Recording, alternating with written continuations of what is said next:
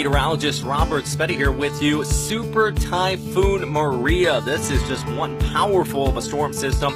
Up to about a Category 4, borderline Category 5 typhoon at this hour, moving towards the west-northwest across the Philippine Sea. It was after it impacted Guam earlier this week. Still some of the outer rain bands actually moving across parts of Guam and Saipan, but just look at that intense eye here during the daytime hours. Just plenty of convection around that center eye wall. Here's a look at the infrared imagery. All that convection along the southern periphery. That a little bit of dry air inflow towards the north, but this is continuing to move through favorable conditions to maintain this very strong super typhoon intensity. According to the Joint Typhoon Warning Center out of Hawaii, they expect this to maintain that Category 4, Category 5 intensity for the next 48 hours. That is an exceptionally long time. It's such a strong strength moving over Okinawa as we go ahead through the 10th. Thing is, this moves it right through the southern end of the island, according to their warning, right over Naha, putting Kadena, much of the U.S. military for that matter, right in the right front quadrant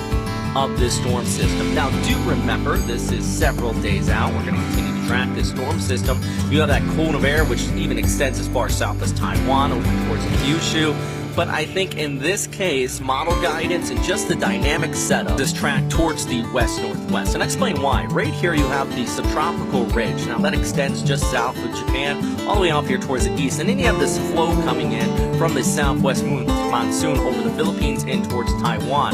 So that puts this storm tracking on a west-northwesterly track. It's not going to go through this ridge. The southwest monsoon will push it towards the northeast. So I can rule out the Philippines, rule out Taiwan, and more or less is going to follow this track towards the west-northwest, cruising somewhere along the southern Japanese islands, maybe even over towards Miyako or Ishigaki-jima. But all in all, I do expect that track to continue off here towards Okinawa, and that's why take a look at model guidance. Here showing you the GFS model. It does take it right towards Okinawa, right on the southern end. Let's compare it up with the ECMWF, the same hour, and the NAVGEM. All these models continue to keep that same track in mind. Unless the upper level dynamics changes significantly, I will definitely put Okinawa and the southern Japanese islands under the threat, but mainly Okinawa Honto, and that's the main island out there, before the system continues to track towards the west and eventually could impact places like Shanghai over towards Guangzhou as well, with lots of rain. That's often a big issue whenever we see landfalling typhoons here in eastern China. Here's one more look. Using the Meteor Earth app here, you have your wind streams. There's the precipitation in blue. Moving off towards the west-northwest. Now, this is the ECMWF model as we go ahead through Monday night into Tuesday. This particular model does go a little bit further south than GFS, which actually moves it right over Okinawa. But the key thing is, even though it is closer towards Miyako-jima, it keeps Okinawa Honto and Naha right in the right front quadrant, which would be typhoon strength winds at the very least. So at this time, I definitely strongly advise everybody out here to really get prepared. I know we just went through a typhoon about a week ago.